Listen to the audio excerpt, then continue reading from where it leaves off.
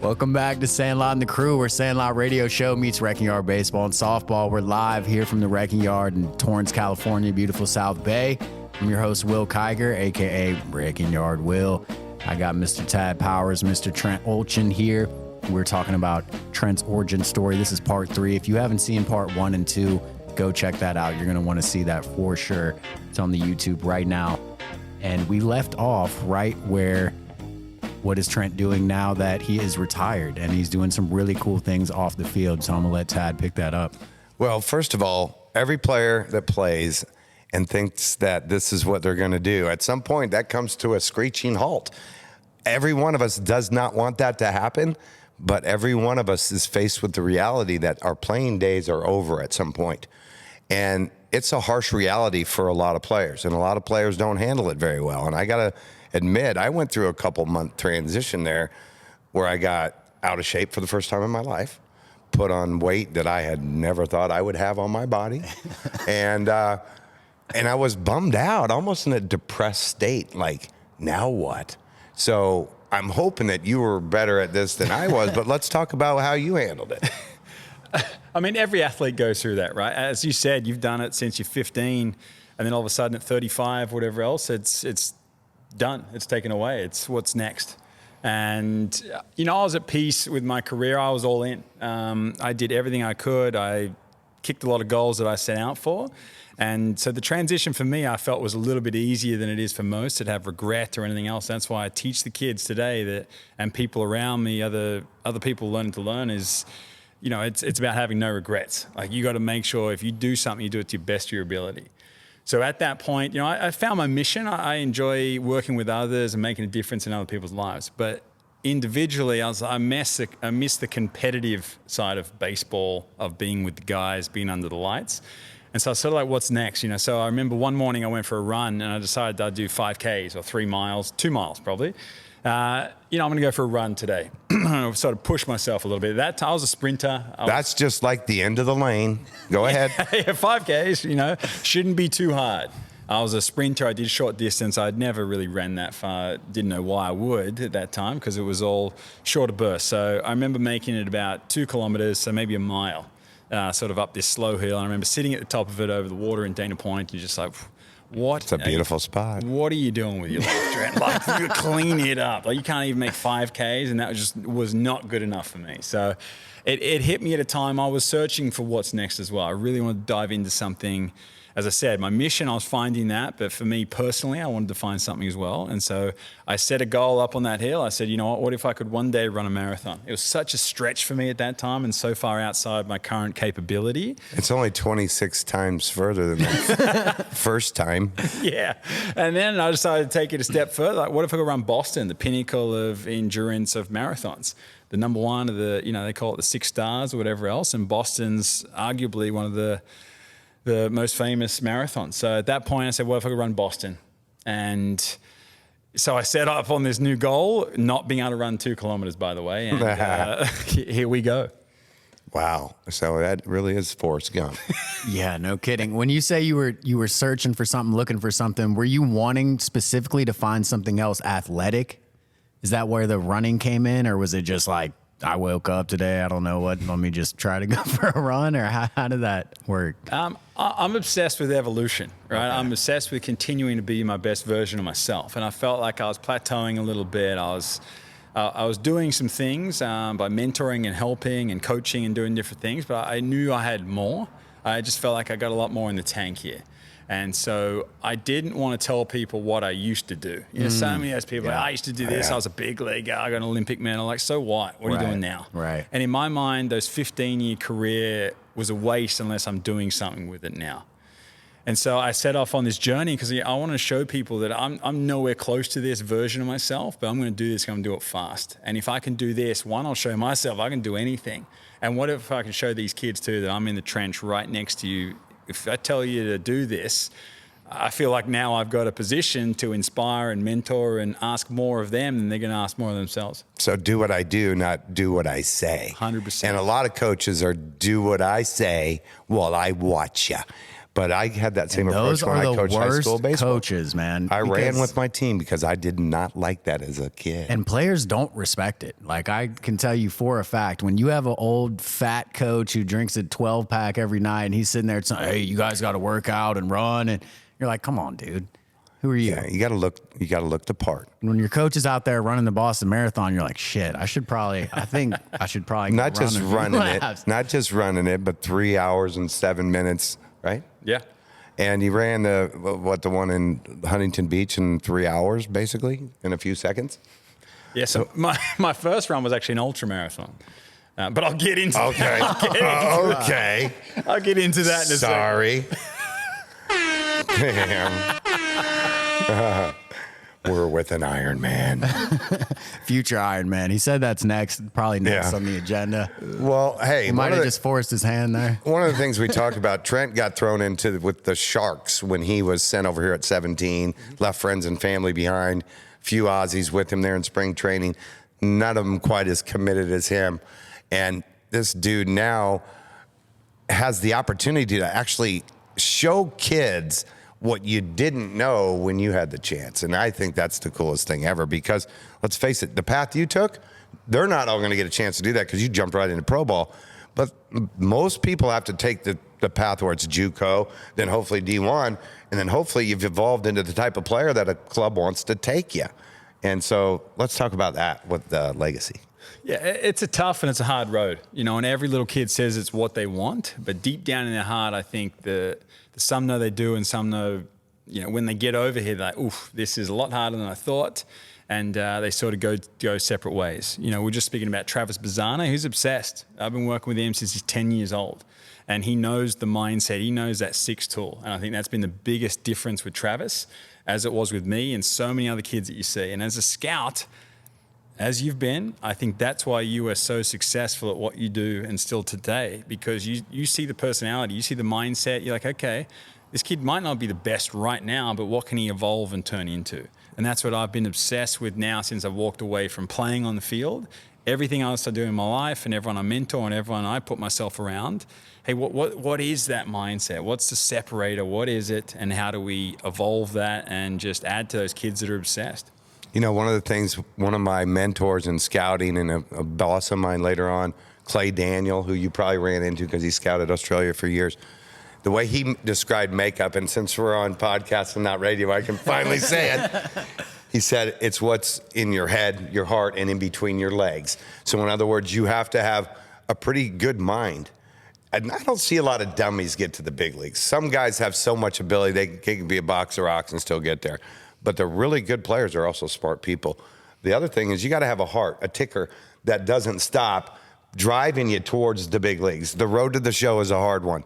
So you got to keep driving that. And then balls, because you got to have the sack to pull it off. Mm-hmm. Because, grinding it in the minor leagues from rookie ball to AAA and all the bus stops and all the little towns along the way, plus the competition. Everybody wants your job. And one of the things I always point out to people, the last good team I was on was an Australian team because we were a really team. When I was in the minor leagues, every team was a bunch of guys trying to get to the big leagues. It was pretty cutthroat. You listen to pitchers talk about the guy out there, and I hope he gets lit up. And I used to say to him, if he gets lit up, that doesn't make you better. It might give you a chance to go out there and pitch, but that doesn't mean you're going to be better. So give your teammates some encouragement. Didn't see that in the minor leagues. I bet you didn't either. No, I mean, it's a dog-eat-dog. It is. Everyone's trying to get to the top, and you think that you're going to play with teammates and everything else. It's not like playing for your country on the national team where the one goal is to win. The one goal through the minor leagues is to get to the top. And you want to provide for your family and everything else, and I get it. At the same time, though, you have to learn to be a good teammate. You have to learn to get along with the different personalities, the people on your team, the coaches, mentors, fans, everything else. And that's one thing that I didn't even know I was doing it, but it stemmed into how I've so easily stepped into after my playing career. I'd be the last one out there signing autographs because that was important to me. I remember being a kid. Wanting that autograph. Absolutely. And I had great guys I played with and said, you know what, Oeltjen, you might get 3 hits tonight, but if one kid gets to go to one ball game and he walks out of the stadium with his mum or dad and says, hey, you see what Trent did tonight? Whether he hustled, whether he threw a ball in, whether he dove for a ball, smiled or signed an autograph, then you're making a difference. And that really stuck with me, and that's the way I played for the rest of my career. Well, one of the things that's cool about being Australian, you get a chance to represent your team in the World Baseball Classic and the Olympic Games, which is coming back. Thank God, 2028 Yes. Olympics is coming back. Let's go. As a gold medal sport. And it was when you were there. What was that like? Because you mentioned it. Aussies, especially if they're going for a medal, they are a team. What was that like to be on that team? That was the greatest team in Athens, 2004. Greatest team I played on, because it was one goal, was to win. And we really did have the belief. We were absolute underdogs. I mean, you've got the Japanese, they got their superstars. They had like $100 million on the field versus ours, I think, might have been $2 million. And one of the guys making 1.8. I think Dave Nielsen or something at the time had gone to Japan. He was making all the money. But he'd done that because he wanted to prepare for the Olympics and he wanted to win. So I was 20, 21 at the time. I was a young buck coming through. But all the stuff you learn from being around those guys, it was a good mix of young coming through and then older guys who had some experience, which you need. And you're playing in the Olympic Games. And through the Olympics, baseball plays for the whole 3 weeks. But, I mean, you're around the best athletes on the planet. I mean, at the time... Not just your sport, every sport. Everything. See, Olympic Village is another conversation in itself. I mean, you got Phelps, you got Federer, you got Nadal, you got LeBron James. I mean, you're seeing some incredible superstars and how they handle, away from the field and how disciplined they are. Wow, and then that rubs off on you and gives you ideas on how you can mentor these kids. Let's get more specific about what you're doing with these kids, because it's a combination of Americans getting to go to Aussie and Australians getting to come over here. That's right. So with legacy sports, I've had amazing people around me through my career, and that's what I wanted to give to these kids. I want to give them a team that's the best of the best. And it took me a long time to form that team and everything that I've learned throughout my whole career. And everybody says, hey, I wish I knew this when I was that age, I would have done things differently.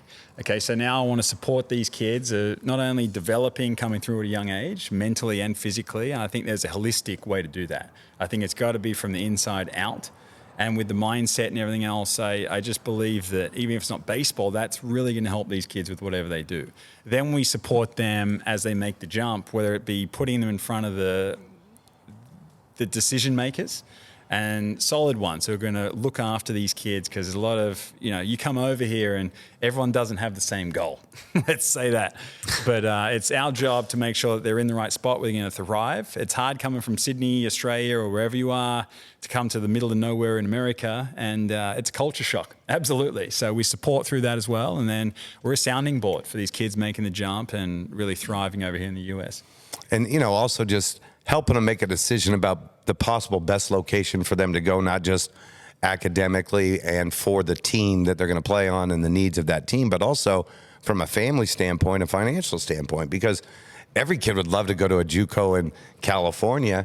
But man, for them Australians to come to school here in California and live here, it's not an inexpensive venture. So out-of-state tuition in California is no joke. No. Even at the junior college level, that is no joke. It's literally 10 times what an in-state kid would pay to go to a junior college.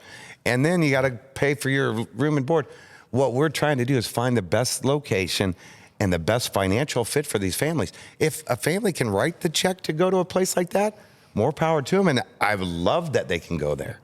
But most of them are going to go to Dixon, Illinois, or Cedar Rapids, Iowa, or one of these places where it's affordable to live. Which, as we've seen, will prepare them for their minor league experience when they're, when they're playing in the middle of nowhere, anywhere. So that's awesome. So, Trent, I just want to thank you because this has been really cool. You've been on radio when you were a player. You've been on radio this season. Radio's tight and quick, but to be here and sit with you for a whole hour and tell your whole story without the filters of the FCC, well, they're going to have to let me be now because we're right over here in the yard. Suck on that. Yeah, 100%. Trent, talk a little bit about, give us an outline of what an actual tour looks like for the kids from Australia coming over here. Maybe just go over what the last tour, some of the cool stuff they got to do on, baseball related and non-baseball related. Yeah. So what we do is we do events throughout Australia. So I'm obviously from Sydney, but we do up down the East Coast and stretching into around the whole country. So we'll have events and we'll put together the top kids and put together Team Legacy Australia. And it's all different age groups. You know, we have teams coming over. We went to Cooperstown last year, which was under 13s. We have 13, 14s coming to Arizona to spring training next year. And then 15, 16-year-old tour that came here to San Diego and then Orange County. And then we also have our showcase squad, which is under 18s, that we took to San Diego. And we've had another couple players go to the Arizona Fall Classic. So there's all different ages, different groups, but the idea of the tour, in a nutshell, is to plant a seed inside these kids of what's possible, to show them the magnitude of college sports. I laugh about it all the time. My parents are both teachers. Right. I had a scholarship to go to Arkansas. I signed for $57,000, as Tad said. And I'm like, we joke still to today, why didn't we go check out Arkansas so I could have seen the magnitude of it? And we're like, well, we couldn't talk sense into you. Okay, I get it. But if I saw that, I think that would have changed my mind. You might have looked at it different. And that's an elite Division I. I mean, that's one of the best Division I programs there is in America still to this day. So that's a huge opportunity in college baseball. Yeah. So that's a big part of the trip that we do. You know, with Tad, like this last trip, we took him to USD. You know, we'll also get to train, showcase on the field to these college fields. You know, before we've done, you know, GCU through Arizona, Austin P. We got to showcase workout, Fullerton. Shout out to Heath Holiday. Yeah, Heath, legend, absolutely. So we're gonna have some Aussies in that program here pretty soon, and a bunch of other ones throughout the country. So I love California. It reminds me the most of back home culture. People are pretty laid back. Weather. I mean, there's so many great things. Surf. Right? Yeah. So it's fun to take these kids over. We go to a Padres game or Angels game. We want to see the pinnacle. That's what you're working for. We're taking to minor league games, and it's a big league experience. It's the mindset. They're immersed in it. When they get back off that plane back home, they walk, talk, and they just carry themselves differently. And that's our goal. And one thing I noticed, because Tad and I, Tad obviously works with you at Legacy, and I came down one time when you guys, I think maybe when the San Diego tour was here, and everyone was going to an Angels game, and we interviewed a bunch of the kids afterwards at the hotel, and one question we asked every single kid was, what's your favorite part of this experience about coming to America? And what I thought was really cool is literally every single kid said, just playing with my teammates and making new friends. Because these are kids from all over Australia who maybe don't live with each other, go to school with each other. And you could tell that they were like genuinely forming like a brotherhood kind of friendship that's going to last forever. And they just loved it. So I thought that was super cool. Talk a little bit about the flip side of taking American kids over to Australia, because we got a bunch of American kids that we're trying to take over there to Australia. So I want them to hear a little bit about that. And that's so cool what you just said, right? Playing with new friends, making new relationships, everything else. And that's exactly what you just mentioned, what we're doing. So we bring all the Aussies over here throughout the summer. And a lot of the host families, I think, is a big part of this, of getting to know other families, other cultures, other kids that are committed to baseball, that love it. And then on the flip side, then we're going to return the favor, bring the US kids to Australia, show them the whole experience, and then stay with those same families that have come over, experienced life over here in California. Now they get to host Sydney, American which kids. is a beautiful, I think, circle. And hopefully one day they're both in college, pro ball, playing against each other on the field. Yeah. I think is just a perfect thing that we're creating there with Wreck and Crew, with you guys. And I'm excited for the future. The first trip will be, this year, end of the year. We're bringing our first American crew over and, continue to build it from there. Yeah, I'm super excited for us to take a trip over there. And like you said, I think the host family aspect of it is one of the coolest things, to be able to go over, stay with the Australian kids. You're making new friends and they come over, they get to experience Southern California, just experiencing new cultures, making new friends on the other side of the world too, which, like you said, you very well may link back up with those guys in college or pro ball. So overall, it's just a super cool experience. I'm really excited to see some of the Wrecking Crew kids. So if you are a kid in Southern California, honestly, you could be anywhere. Honestly, if you're watching this, you're interested in going on this tour to Australia, send us a DM, shoot us an email, give us a call, whatever. We can get you some information on that. We're going to be setting up a trip probably next Christmas, something like that. Yeah, we're going to be taking some kids over there to Australia. So it's going to be... And Trent's taking at least 5 this year. We're looking to fill that team. We only got 5. We need at least 9 would be great. We're going to fill it with the Aussies if we don't, but that would be really cool. And also what's really cool about what Trent's doing is he's put together a package where it's basically all inclusive. You have to buy your flight, but outside of that, you got stay, you got food, you're doing fireworks on the harbor. The parents are staying in a nice hotel downtown. They're doing all kinds of going to pet kangaroos and it's a whole experience. It's not, playing in Olympic stadiums against Australian national teams. It's a really once in a lifetime kind of experience, it seems to me. And one of the things, I did this tour myself where I took Americans from here to Australia, and I did it 11 times. And a bunch of those kids ended up being professionals, and a couple of them major leaguers. And I've had them on the radio show, and they said that first introduction to international travel made them realize that they could do anything.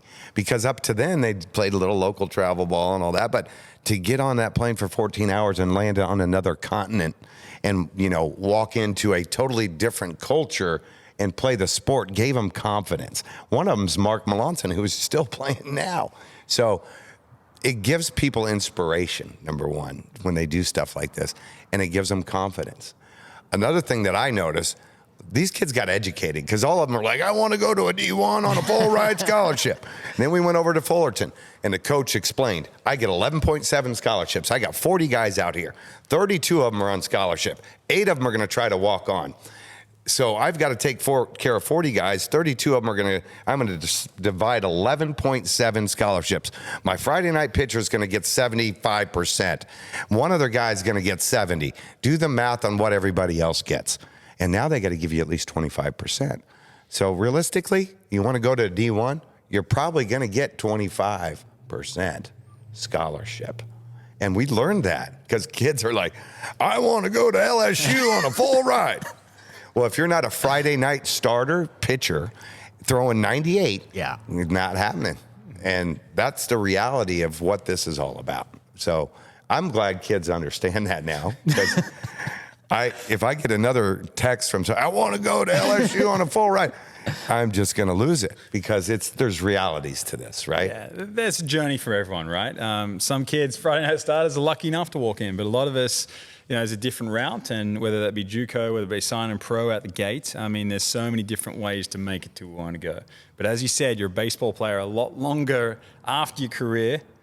Well, you're not a baseball player, right, for the rest of your life. So a college degree is going to help you. And plus, learning the different, how to be on your own for the first time at 7, 18, how to do all the different things you take for granted right now that mom and dad did for you and your family and your friends and everything else. And it's hard. But plus getting education. One thing I can say, any Aussies I know that have come over here, gone to college, played baseball, they go back to Australia and they're way ahead of the game. They can get any job they want. And all of them are in power jobs. Either they're running baseball or they're a CFO or something. So this experience leads to a really good future for Australian kids. Yeah. And that's the goal, is to continue to have more kids influxing through the program and helping that Olympic team. And, the baseball's back in the Brisbane Olympics. So, yeah, hopefully we see a lot of kids making a difference on that team. What year is that? Is that after the 2028? So is that 2032? Yeah.